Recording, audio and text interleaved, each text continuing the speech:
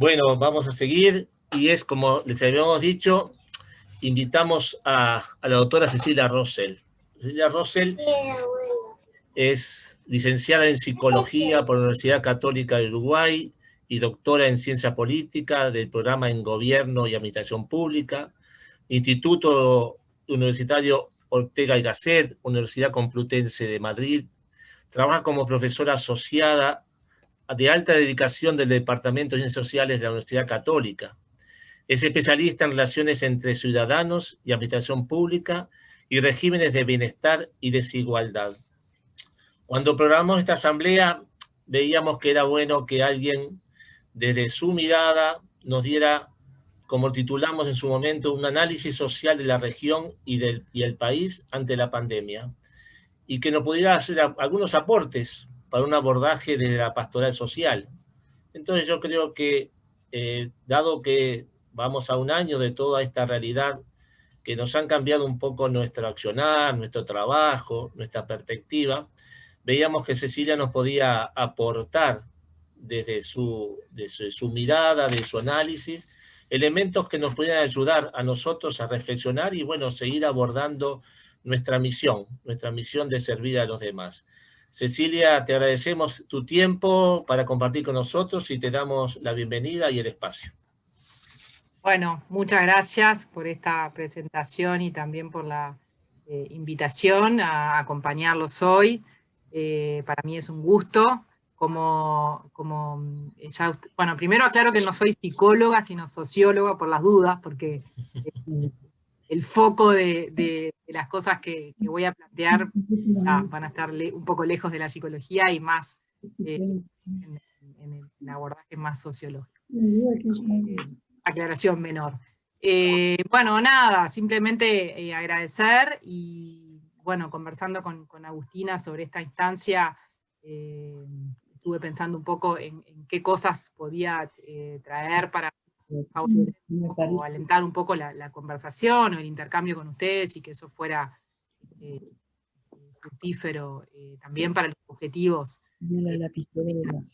más allá del contexto que estamos viviendo y demás, sino en una proyección un poco más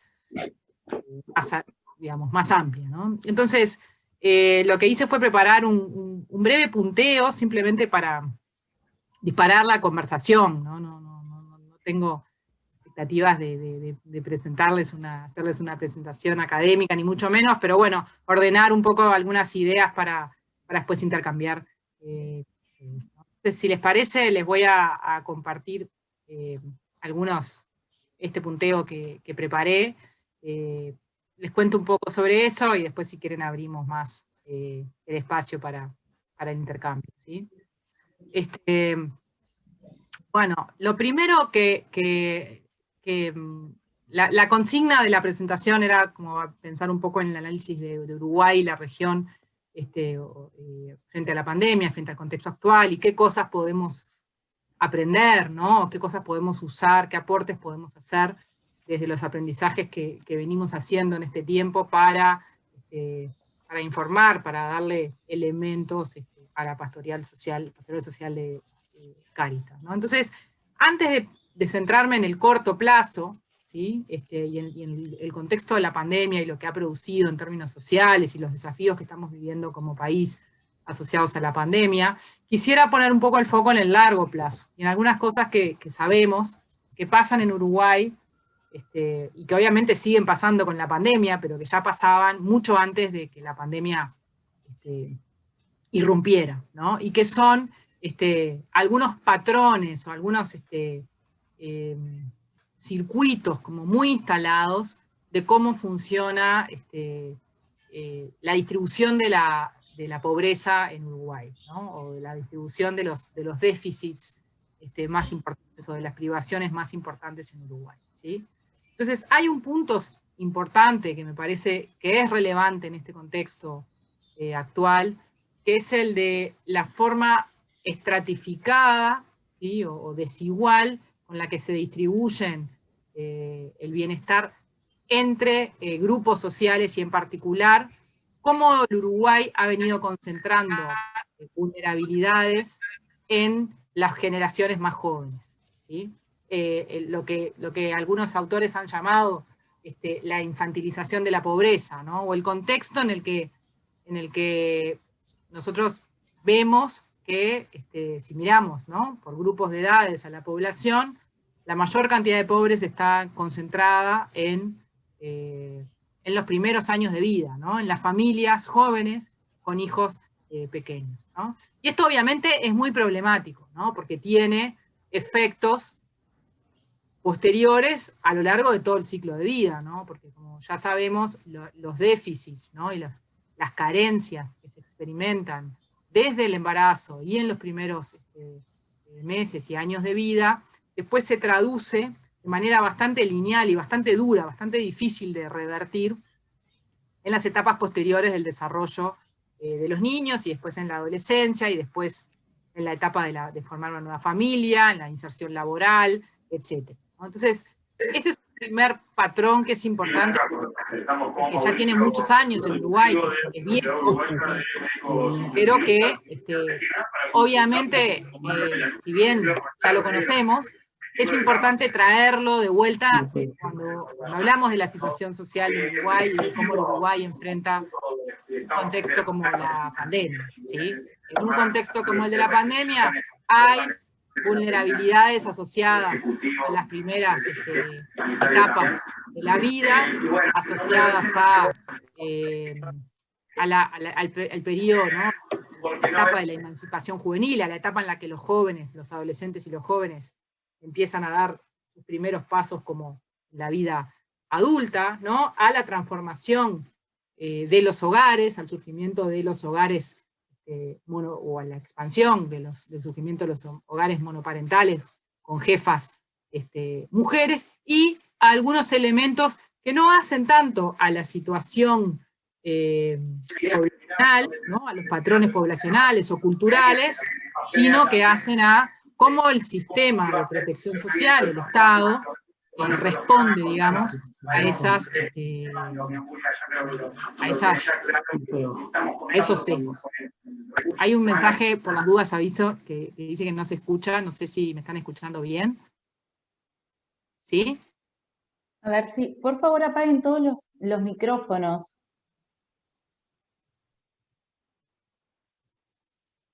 ¿Sí? Bueno, sigo viaje y cualquier cosa Dale, gracias. Me paran. Bien. Entonces hay algunas cosas que en realidad están asociadas a este problema, ¿no? A estos sesgos que tiene la pobreza en Uruguay, que no son los únicos, hay otros, ¿no? Pero bueno, para hacer foco en un asunto, ¿no?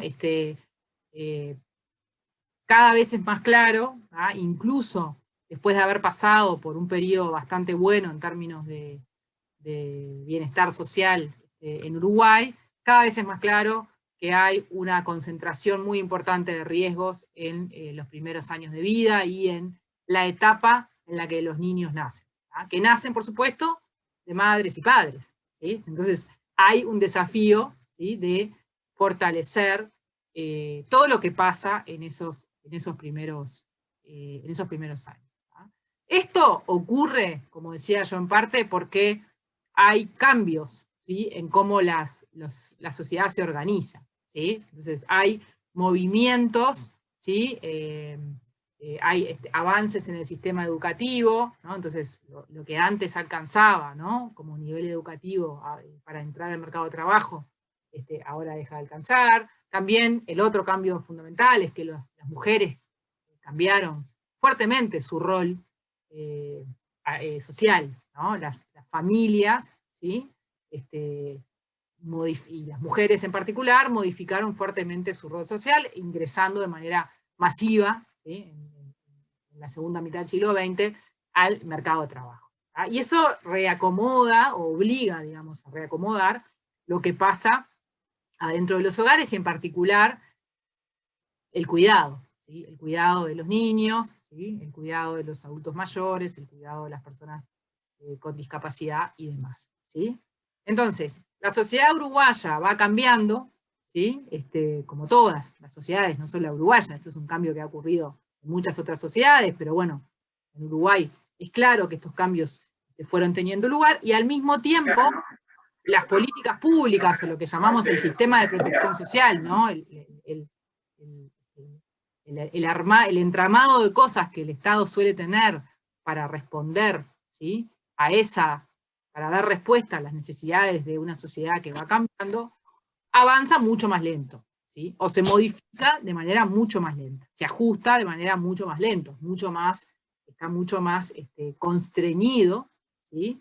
¿Por qué? Bueno, en parte por los legados institucionales, de cómo van evolucionando las políticas, y en parte por dinámicas también políticas, ¿no? Porque, bueno, modificar beneficios sociales y prestaciones sociales tiene costos, ¿sí? Expandir también tiene costos, implica déficit, entonces eso requiere una negociación política, ¿sí? Y además tenemos un sistema de protección social que ha estado predominantemente centrado o recostado sobre lo que llamamos la seguridad social, ¿sí? Sobre la lógica de que las personas aportan, contribuyen a la seguridad social, ¿sí?, con su aporte a través volver a abrirlo. y en contrapartida, ¿sí?, tienen acceso a ciertos beneficios, ¿no? Lo que pasa con el Seguro Nacional Integrado de Salud. Los trabajadores aportamos, ¿sí?, al FONASA, y en contrapartida tenemos la cobertura correspondiente, ¿sí? O aportamos al Banco de Previsión Social, ¿sí?, y tenemos en contrapartida, en cierta cantidad de años, acceso a una jubilación. O tenemos acceso a un seguro de desempleo si nos quedamos sin trabajo. Esa forma de proteger a la población, ¿sí?, que es lo que normalmente llamamos la dinámica contributiva, ¿no?, que contribuyo y eso me retribuye cierta protección a lo largo del ciclo de vida, como por otro lado también una licencia maternal, por ejemplo, o un seguro por enfermedad, ¿no?, que en este contexto es tan importante, cubre en realidad a una porción que no es toda la población. Entonces, no todos están cubiertos por esa lógica. Y además, históricamente, esa lógica cubría predominantemente a los jefes de familia, ¿sí?, que eran los hombres, ¿sí? Entonces, eso ha ido cambiando, ¿tá?, y se ha ido modificando, y las mujeres pasaron también a ser progresivamente cada vez más jefas de familia y demás, pero el sistema no respondió con la misma rapidez, ¿sí?, frente a esos cambios, ¿no? Entonces, por ejemplo, ¿sí?, ahora ya no es así, pero hubo un momento en el que una mujer que se separaba de su pareja no tenía la misma cobertura que si, digamos, que estando casada con su pareja, ¿sí? Entonces eso era un problema porque, digamos, dificultaba mucho las posibilidades de proteger nuevas formas de organización que estaban ocurriendo, ¿sí? Que ocurren, como dije antes, por distintos motivos, culturales, de distinto tipo, ¿sí? Y que hacen bueno, cómo es la sociedad hoy, y que interpelan a unas políticas públicas o un sistema de protección que tiene que hacerse cargo de cómo funciona eso.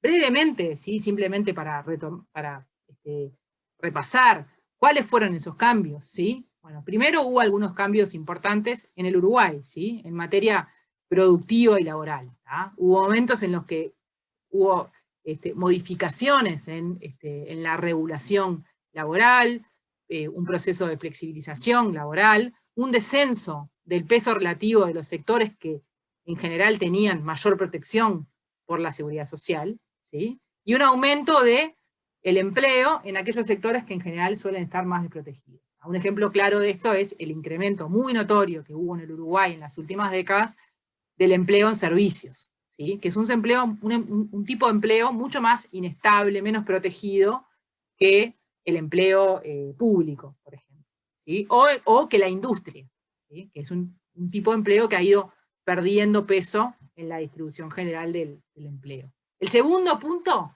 es el envejecimiento, ¿no?, el cambio demográfico y sobre todo el envejecimiento. Uruguay es uno de los países más envejecidos, es el país más envejecido de América Latina, y que está en términos de envejecimiento muy cerca de países europeos que ya están muy avanzados en el proceso de envejecimiento, ¿sí?, como por ejemplo España, Italia, etc. Un incremento de los hogares, como dije, monoparentales, ¿sí? Y un aumento de las jefaturas femeninas. También, como adelanté, la incorporación masiva de las mujeres al mercado de trabajo, ¿sí? Que, como vamos a ver en un ratito, en realidad no se tradujo en una reorganización de cómo se organiza el trabajo adentro de los hogares, ¿sí? Y de cómo se organiza sobre todo el cuidado, ¿sí? Entonces, lo que terminó pasando, ¿sí? Es que las mujeres asumimos, ¿sí? Roles laborales fuera de nuestros hogares, pero al mismo tiempo cargamos en buena medida con la responsabilidad del cuidado adentro de los hogares, ¿no? Como que tenemos una, ¿no? Alguna gente llama esto como una doble jornada, ¿no?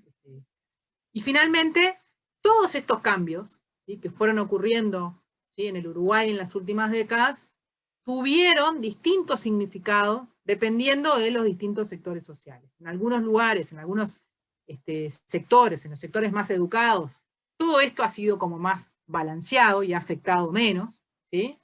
Y las diferencias entre hombres y mujeres, el nivel educativo de las mujeres, el acceso al cuidado por parte de los adultos mayores, el acceso a la seguridad social por parte de personas que están ocupadas en sectores menos tradicionales, mientras que en los sectores de menores ingresos esto ha estado mucho más pautado por condiciones de vulnerabilidad, ¿sí? Entonces, cuando se habla, por ejemplo, ¿no? De que hay un cambio notorio en la inserción de las mujeres en el mercado de trabajo en Uruguay, eso es cierto, pero en realidad también es cierto que una cosa son las mujeres universitarias, ¿no? Ultra educadas, que tienen estables y con cobertura de protección social, ¿sí? Y otra cosa es la inserción laboral de las mujeres de sectores mucho menos educados, con menos recursos educativos o ¿no? de clima educativo de sus hogares para insertarse en el mercado de trabajo.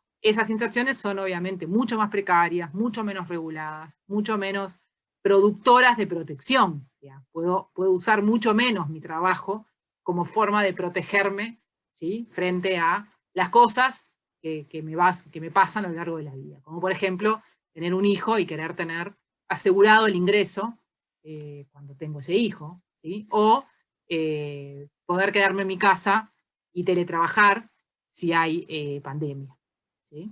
Entonces, esto es un elemento importante. Como dije, nada de esto es nuevo, todo esto ya lo conocemos, pero es importante no perder de vista, en un contexto como el actual, cómo nosotros ya sabemos que los elementos de acceso al bienestar se distribuyen de manera desigual en Uruguay. Entonces, en este contexto, y habiendo, digamos, retomado algunos elementos más estructurales, ¿cómo vemos? ¿Cuáles son los elementos que vale la pena poner sobre la mesa respecto al Uruguay y la región frente a la pandemia? Bueno, en términos de la región de América Latina, nosotros ya veníamos viendo, previo a la pandemia, previo al 13 de marzo del 2020, un deterioro de los indicadores sociales y económicos de América Latina. En general, en el agregado, ¿sí? La curva de América Latina en términos de crecimiento y de indicadores laborales y demás, venía como en un descenso. De hecho, poco antes de que emergiera la pandemia, la CEPAL había publicado los datos de pobreza en América Latina que habían empeorado claramente. Entonces, después de varios años de haber mejorado, se venía viendo un retroceso en esos logros, ¿sí? En Uruguay, en comparación con América Latina, la situación era bastante mejor, ¿sí? El 13 de marzo del año pasado, porque en realidad, tanto en aquel momento como ahora, era el país con la mejor posición en términos de logros sociales, con los menores niveles de pobreza, con los menores niveles de desigualdad, y era un país que además tenía logros históricos en materia de indicadores laborales, ¿sí? Sobre todo en los últimos 15 años y a partir de la adopción de los consejos de salarios, ¿no? Que fue un componente importante de la política laboral y que permitió un incremento muy claro de las condiciones de vida, una mejora muy clara de las condiciones de vida de los trabajadores. Entonces, si bien es cierto que había unas señales que hacían como dudar sobre esa tendencia al alza, el freno a esa tendencia en Uruguay parecía estar un poco más amortiguado que en el resto de la región. No se veía tal deterioro, ¿sí? Como el que ya se vislumbraba en otros países de América Latina. Entonces, a partir de estos elementos, tengo un par de slides más para cerrar, ¿sí? Primero, retomar un poco, pensando en el contexto actual, las diferencias entre la crisis actual y las crisis anteriores que hemos tenido, ¿no? En particular, la última crisis más reciente que tenemos todos en la cabeza seguramente, que es la crisis del 2002, ¿sí? Entonces hay algunas buenas noticias en relación a cómo estamos parados en Uruguay para este momento, para enfrentar este momento, que tiene que ver con logros sociales que venimos acarreando desde hace un buen tiempo, y que posicionan al Uruguay bien, ¿sí? O relativamente bien, para hacer frente a la pandemia, y también a las nuevas cosas que ocurrieron en los últimos 15 años y que permitieron, entre otras cosas, que todo este sector que yo mencionaba antes, que en general no está cubierto por la seguridad social, porque no tiene trabajos formales, entonces no aporta a la seguridad social, entonces no está en ningún registro, no puede recibir el seguro de desempleo, ni el seguro por enfermedad, ni la licencia por maternidad, ni demás, pueda ser cubierto con lo que solemos llamar el pilar no contributivo de la protección social, ¿no? Lo que anunció ayer el presidente respecto a duplicar el monto de las asignaciones familiares del plan de equidad, ¿sí? No es otra cosa que echar mano, para bien, ¿sí? Es una muy buena noticia, echar mano a las políticas más contundentes que tiene el Uruguay en materia no contributiva, ¿sí? Que son aquellas que permiten cubrir a la población más vulnerable, la población que está fuera del servicio, del sistema más formal, ¿sí? Entonces esto permite cubrir a esa población excluida y además permite reforzar rápidamente eso, ¿sí? En caso de necesidad, como ocurrió antes a lo largo del 2020 y ocurrió de vuelta, o va a ocurrir ahora en breve a partir de los anuncios del presidente, ¿sí? El segundo elemento importante es que este pilar permitió visibilizar el rol del Estado, ¿sí? Y el rol y la importancia de que la pobreza, la atención a la pobreza y a la pobreza extrema, es una responsabilidad de toda la sociedad, ¿sí? De la cual se hace cargo, digamos, o la que canaliza, no solo, pero en parte, el Estado, ¿sí? La tercera buena noticia es que esto permite tener un colchón amortiguador frente al deterioro, ¿no? O sea, justamente lo que vimos ayer es eso, ¿no? Busquemos la manera de reforzar todo lo que se pueda esto, o lo que se pueda esto, o lo que se defina, ¿sí? Pero tenemos una vía rápida para hacer eso, y evitar el deterioro de las condiciones de vida que rápidamente va a ocurrir, como ya se notó a lo largo del 2020, cuando pasa, ¿no? Cuando se produce un cierre o un semicierre como el que estamos viviendo, ¿tá? Esto, digamos, es importante porque hay, en realidad, en el Uruguay, capacidades construidas para avanzar por estos caminos, digamos, de manera fácil, ¿sí? O sencilla, o sin necesidad de crear grandes dispositivos, ¿sí? La mala noticia, o la luz, o la sombra que yo le pongo a esto, es que el escenario político para visibilizar la importancia de atender efectivamente a la pobreza y a la pobreza extrema es menos favorable que hace unos años, ¿sí? Porque en realidad, desde el punto de vista social, hay menor preocupación por la pobreza como un fenómeno importante, ¿sí? En la medida en que baja el nivel, eso también va naturalizando, ¿no? Así como hace 4 meses 300 casos nos preocupaban y ahora solo nos preocupamos cuando tenemos 2.700 casos, ¿no? O hay un nivel mayor de casos, y eso es lo que activa la alerta. Con la pobreza pasa un poco lo mismo, ¿sí? Salvo que las personas vean y estén expuestas cotidianamente a esas situaciones, es muy probable que en la medida en que los niveles agregados de pobreza bajen, la preocupación y la disposición social por atender eso disminuye, ¿sí? Y aumenta la percepción de que la pobreza es un problema predominantemente individual, de responsabilidad individual, y que la ayuda, digamos, tiene que ser llevada solo a aquellos quienes la merecen, ¿no? O sea, se vuelve como el cuidado, ¿sí?, de la población más vulnerable se vuelve algo que tiene que pasar por muchos filtros y que requiere como acreditar ciertas condiciones, ¿sí? Entonces, esto es preocupante porque si bien es cierto que en comparación con la región y también en comparación con su pasado y viendo más o menos lo que ha pasado en el Uruguay, el panorama no es, digamos, no es un callejón sin salida, ¿sí? Sí es cierto que mover, ¿sí?, algunas piezas para que mover el tejido de la solidaridad, digamos, tampoco es tan sencillo. Digamos, se requiere una disposición colectiva, ¿sí?, por hacer eso. Por hacerlo a través del Estado, ¿no?, apoyando las políticas públicas, o por hacerlo a través de otras vías, ¿sí?, como se hace, por ejemplo, en Cáritas, ¿no? Eso requiere apoyo, requiere, ¿sí?, que sea una causa que no sea sostenida solo por un grupo muy reducido, ¿sí? Cuanto más gente se preocupe por esto, mejor, ¿no?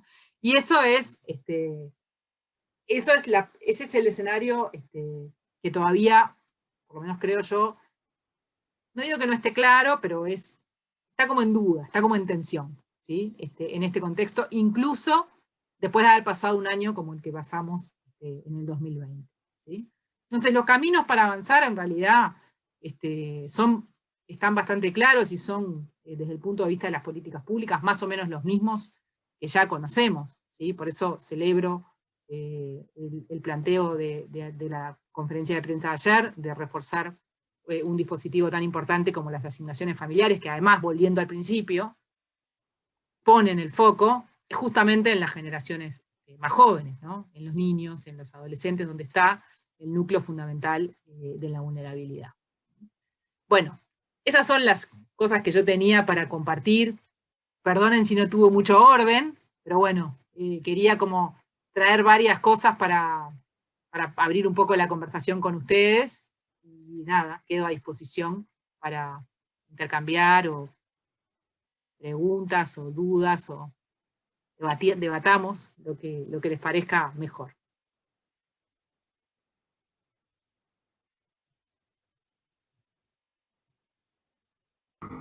Gracias, Cecilia, por la exposición esta. Creo que nos diste un marco de referencia de una situación, de un análisis, ¿tá? Y como dijo ella, digo, si alguno quiere hacer alguna pregunta, algún aporte, alguna aclaración, bueno, que levante la mano y se los vamos dando, ¿no?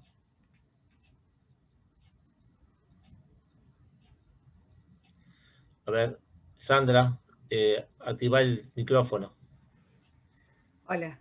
Bueno, un gusto. Gracias, Cecilia, por tus palabras, por todo lo que dijiste, bueno, por refrescarnos muchas cosas.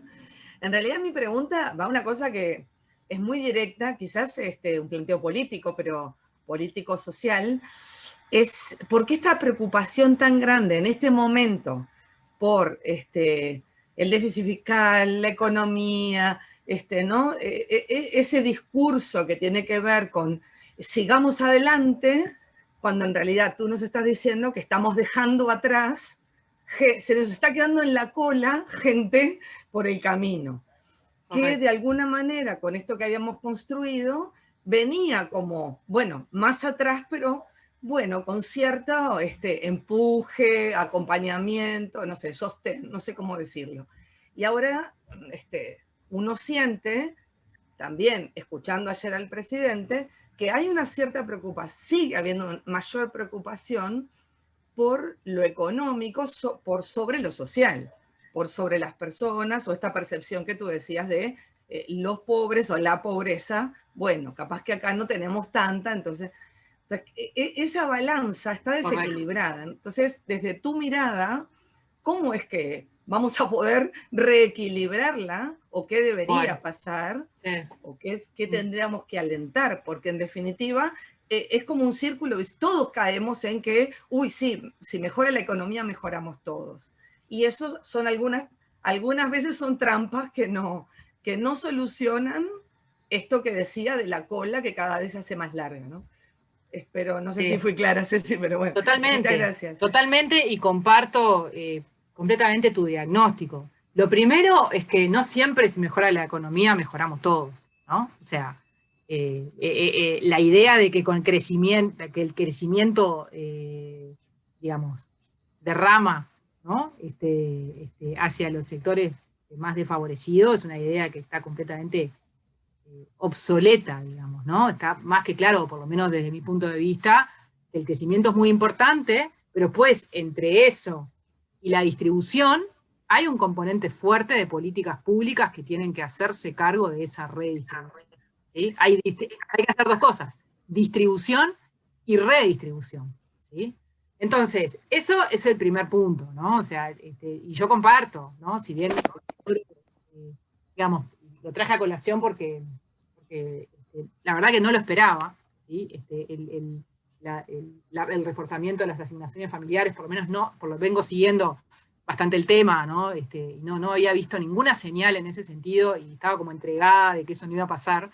Entonces, ocurrió y lo pongo como un elemento positivo, pero yo también encuentro preocupante muchas de las otras señales, y ni que hablar del lugar, digamos, de la escuela, de la presencialidad educativa versus otros elementos que sí permanecen abiertos. Pero saliendo un poco del contexto concreto, digamos, y de lo que pasó ayer, el argumento más fácil, digamos, o más claro para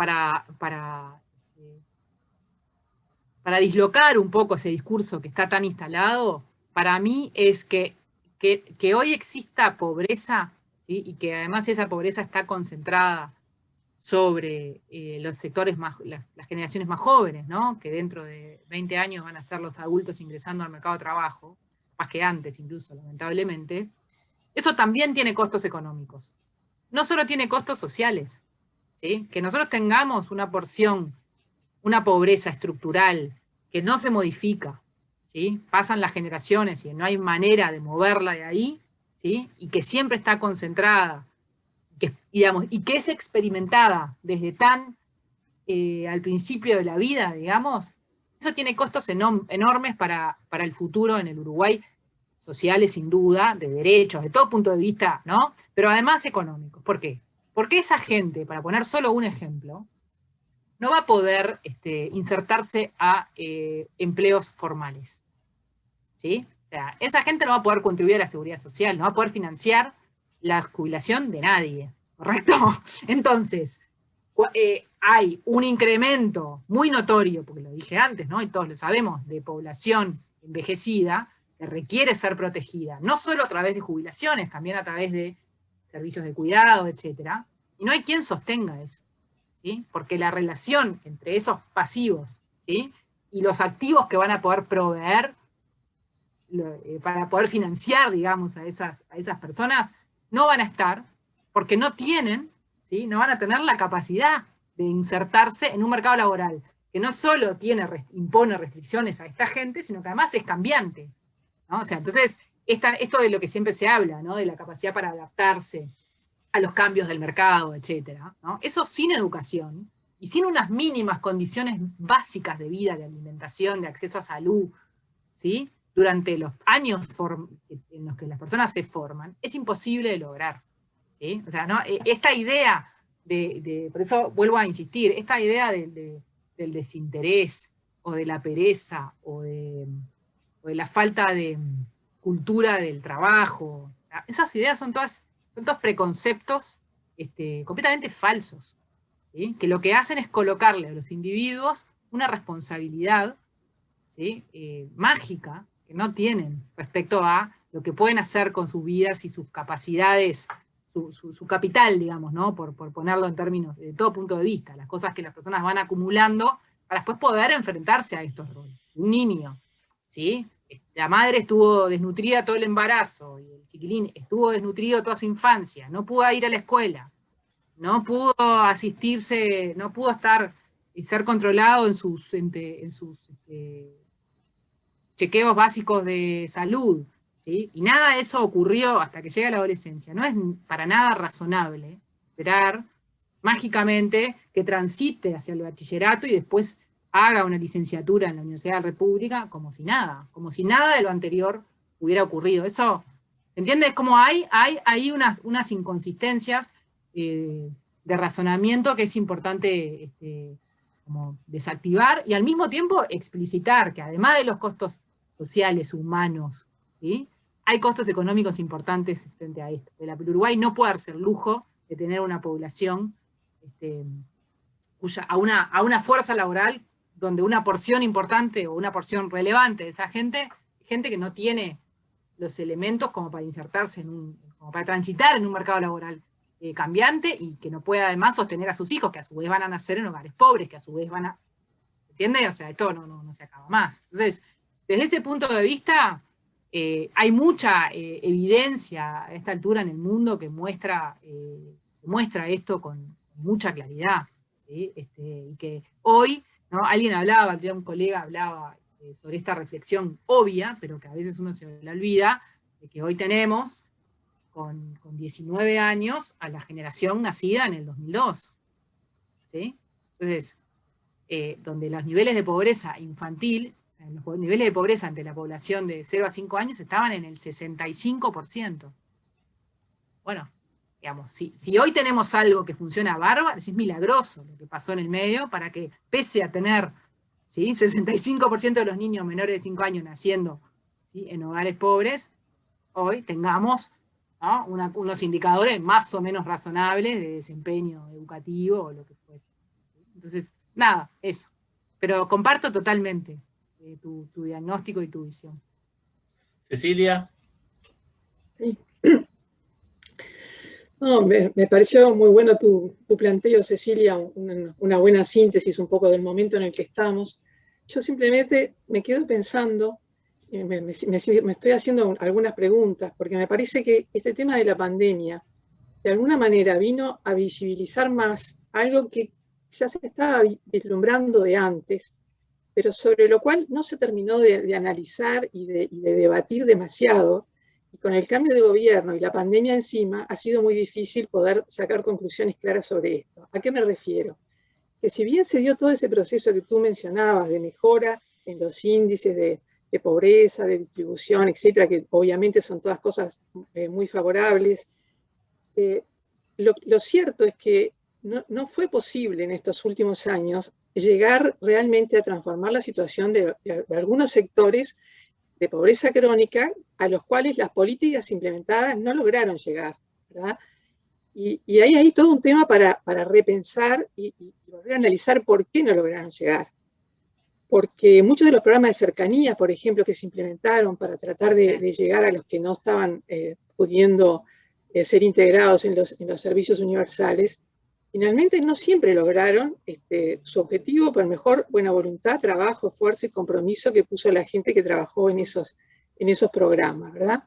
Y yo creo que ahí hay una cuestión clave, porque me parece que hay que profundizar más en el tema de la multicausalidad de esas situaciones de pobreza, en el tema de cómo está afectando a esas personas y esas familias, digamos, el hecho de esas experiencias fallidas de no poder salir a flote, el tema de que los programas muchas veces son pensados para ellos, pero no desde ellos, no hay escucha, no hay forma de integrarlos realmente para que puedan ir haciendo un proceso.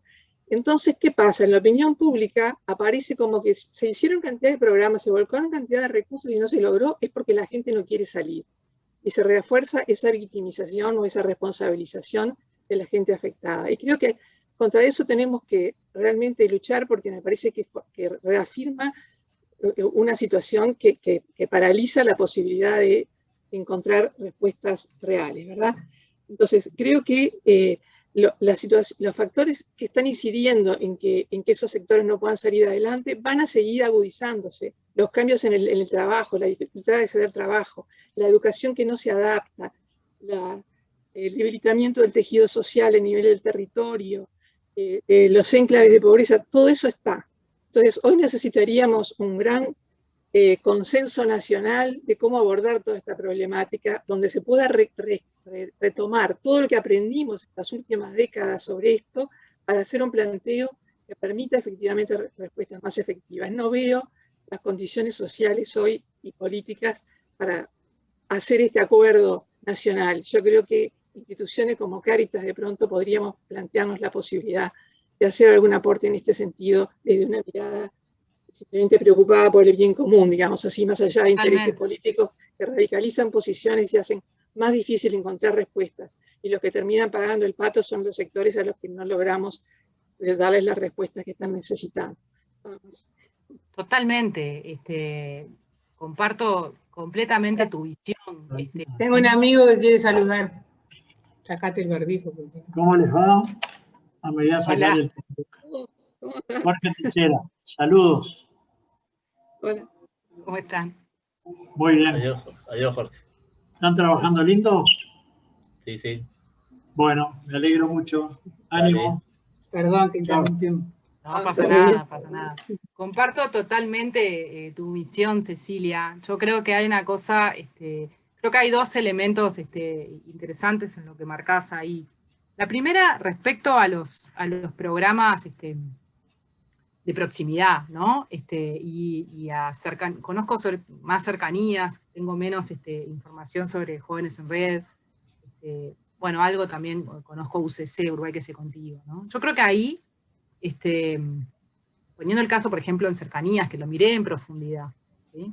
Ahí lo que pasa, ese programa se planteó dos cosas, ¿no? Una que era trabajar sobre la oferta, ¿sí? Es decir, trabajar sobre los servicios universales. Parte del problema es que los servicios universales expulsan a esta gente, porque no quieren lidiar, ¿no? O no pueden, o no quieren, o no saben cómo. Entonces, la policlínica no quiere atender a la persona que va, que consumió sustancias, ¿no? Que está drogada, que está sucia, que no sabe lo que, ¿no? Entonces, hay un tema de expulsión a nivel de los servicios universales, o de no adaptación, ¿no? Universal no quiere decir todo igual, quiere decir cubro de distinta manera al todo, ¿no? Pero bueno, ese es un desafío que Cercanía se planteó y que no logró, o que logró de manera muy homeopática, digamos, ¿no? En algunos lugares, en parte porque las políticas universales lamentablemente todavía siguen seteadas en un modelo que es para todo el mundo lo mismo. Ese mismo es un niño de clase media o un paciente de clase media, ¿sí? Tenemos muchos ejemplos de cómo los servicios, cómo hay diversidades enormes, lo estamos viendo ahora, ¿no? La pandemia nos ha dado eso para divertirnos, ¿no? Lamentablemente, cómo los servicios privados y públicos funcionan de manera completamente distinta, y cómo en servicios en sistemas que son sistemas, como el sistema de salud, hay desigualdades enormes, ¿no? O sea, para poner un solo ejemplo de eso, tiempos de espera, ¿no? En una sala de espera, ¿tá? Como vos bien sabés que hemos estudiado con Diego Hernández en otro momento. Entonces, ese es un punto, y un programa como Cercanías no logró hacer eso, porque por más que lo intentó dinamizar, hacer eso se requiere otro, como vos decís, otro tipo de abordaje y de acuerdo a nivel, es un cambio cósmico, digamos, ¿no? En las instituciones, en las grandes instituciones públicas que dan los servicios básicos. Y el otro elemento que se planteó Cercanías es esta cuestión del acompañamiento familiar, ¿no? Estos dispositivos de acompañamiento familiar, que es el mismo formato que adoptó Uruguay que se contigo, Jóvenes en Red, que es, te voy acompañando para que vayas resolviendo ciertos obstáculos de vinculación, ¿no? De gestionar un trámite, o de acceder a cierta documentación, o voy, ¿no? Tratando de facilitar el acceso a servicios, bajo un diagnóstico de que el problema es el acceso, ¿sí? Cuando en realidad, posiblemente una parte del problema pueda ser eso, ¿tá? Y ese problema, lo que había para resolver, probablemente se resolvió, ¿sí? Lo que pasa es que eso no resuelve los problemas estructurales de la falta de vivienda, el hacinamiento, ¿no? La falta de dispositivos para el cuidado de los niños, demás. Entonces, hay un tema, ahí la gente de Cercanía siempre planteaba, ¿no? El problema, ¿no? Hicimos todo esto y nos dimos cuenta de que en realidad no hay manera de seguir avanzando si no hay, ellos le llamaban la materialidad. Que al final, ¿no? Por más acompañamiento y servicios, hay un momento en el que se precisa la plata, ¿no? Por eso, la plata o los ladrillos o digamos, que se precisan las mínimas condiciones para poder eventualmente dar esos pasos. Y eso es algo que lamentablemente todavía sigue, digamos, sigue en discusión, sigue en duda, ¿no? En el contexto, antes también, lo que pasa es que el contexto actual me parece que refuerza eso, ¿sí? Entre otras cosas porque también cuestiona, ¿sí? No ahora, ¿no? Porque en la pandemia es muy difícil dar esa batalla, entonces, pero sí cuestiona también esta idea del merecimiento, ¿no? Es decir, estas personas se merecen, ¿no? Este beneficio, ¿no? Entonces hay movimientos para ¿no? Y una preocupación permanente por sacar gente para afuera, ¿no? Por gente que está cobrando, que no está viviendo del Estado, viviera del Estado con una tarjeta Uruguay Social, digamos. Pero eso está súper instalado, ¿sí? Entonces, además de los elementos que vos planteás, vinculados con los elementos como más duros, que no se modifican, y que es cierto que las políticas más de proximidad, con el mérito de haberlos ido a buscar, ¿no? Eso sí es un mérito. Sí. También, digamos, durante mucho tiempo, ni siquiera la política pública se contactaba con esa gente, ¿no? Entonces, yo creo que hay un mérito de haberlos ido a buscar y haber intentado trabajar sobre eso con 2 chauchas y 3 palitos, ¿no? Como dice mi padre. Una cosa que es unos escarbadientes, más o menos estructuraditos, pero con muy poco sustento, ¿no? Con muy poco fuerza como para sostener eso en el mediano plazo, como para que esas acciones efectivamente se combinen con otras. Entonces ahí yo creo que yo estoy de acuerdo contigo, creo que, y lo digo con mucha preocupación porque veo que a esto que vos decís, yo cada vez estoy más preocupada por hacia dónde va, no el pensamiento político, ¿ah? Porque el pensamiento político ya lo conozco, ¿sí? Y no es muy distinto de lo que era hace 15 años, o sea, más o menos tengo ordenado, ¿no? Sino el pensamiento, el sentido común, digamos, de personas con las que uno habla, ¿no? Entonces, cuando la gente me dice, el Mides hizo miles de programas y no logró, ¿no? Bueno, más o menos, ¿no? Algunas cosas sí logró. Es cierto, puede haber áreas en las que no se logró. Capaz que ahí el error es haber imaginado, ¿sí? Que era posible lograr metas que no era, que si uno mira las 4 cosas básicas ¿no? que sabemos sobre cómo funciona, cómo se estructura la pobreza en Uruguay, no es manera de modificarlas con esos dispositivos, digamos, ¿no? Pero estoy de acuerdo y comparto no sé qué más decirte más que la comparto.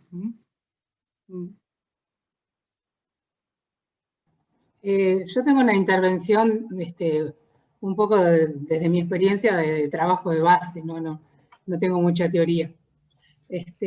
Pero hay signos que miro con esperanza, ¿no? Yo trabajo en un asentamiento hace muchos años y trabajé en otros también. Por ejemplo, hay jóvenes pobres que estudian mucho más que hace 5 años. Por ejemplo, en el asentamiento donde yo trabajo, hace 5 años nadie iba al liceo. Ahora tenemos 30 que van al liceo o a la UTO que los estamos acompañando. No sé, después digo, bueno, hay mucho mayor conciencia de cómo funciona el sistema político. O sea, no se creen cualquier cosa. Los pobres no se creen cualquier cosa que les cuentan. Les dicen que sí a todo, pero no se creen cualquier cosa. Yo qué sé, del derecho de las mujeres también me parece que hay mucho más conciencia del derecho de las mujeres que hoy tienen 35 años te dicen, ay, si yo cuando tenía 15 hubiera tenido todas las posibilidades que tienen las mujeres hoy de denunciar y de ser protegida y todo, no hubiera vivido la vida que viví, por ejemplo. No sé, para mí esos son como signos de esperanza cotidianos muy grandes, ¿no? Después, sí, una cosa con lo que decía Cecilia Zaffaroni, que yo encuentro como dificultad de dialogar en este nuevo tiempo, y por los que no me conocen, soy monja, por eso lo que voy a decir tiene doble significado. Digo que me parece que hasta los 15 años anteriores hablamos de justicia hacia los pobres, y ahora estamos un poco enfocando como si fuera caridad hacia ellos. Y eso me parece que hace la diferencia muy grande a la hora de poder posesionarse, y no me gustaría que esto se tornara otra vez, que ellos se sintieran nada y que la gente tiene que ir a darle. Correcto.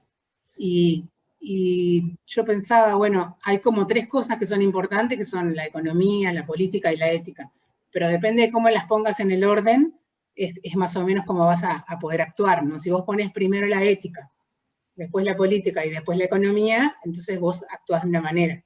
Si vos pones primero la economía, después la política y último la ética, vas a actuar de otra.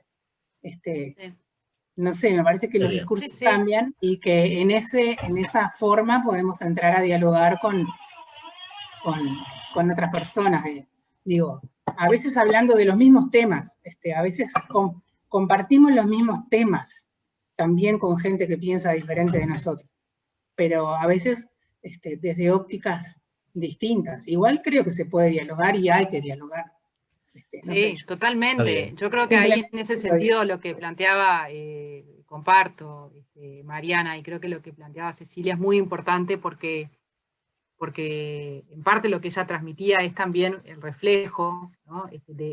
Me parece, una cierta ausencia o debilidad en la capacidad de construir no sé si un discurso articulado, pero sí sí poder transmitir algunas de las complejidades vinculadas con estos fenómenos de manera como es, ¿no? Como verdaderamente es complejo, y no que sea una cosa lavada y light, ¿no? Que, bueno, que es a veces en lo que se termina y que deriva en estos posiciones como más estigmatizantes. Yo estoy completamente convencida de que no importa las veces que haya que decirlo, pero hay que seguir diciéndolo y combatiendo estos argumentos con un ordenamiento como el que vos planteás, ¿sí? Que es que no todo vale lo mismo, no todas las orientaciones valen lo mismo, no es en cualquier orden las cosas, hay algunas cosas que van primero y otras que van después, ¿sí? Y eso me parece súper importante, por eso creo que vale la pena, y me parece súper importante que además ustedes promuevan una conversación de este tipo desde una institución como Cáritas, me parece clave porque también hay una lógica muy polarizada, entonces es importante que haya otros actores con la legitimidad y con la experiencia como la que tienen ustedes para dinamizar esto desde un lugar que sea diferente. Muy bien, Cecilia, gracias por tu tiempo. Cecilia me había pedido, tiene otro compromiso a las 8 y bueno, nos hemos excedido y realmente ha sido muy rico tu aporte, el aporte de las personas que intervinieron.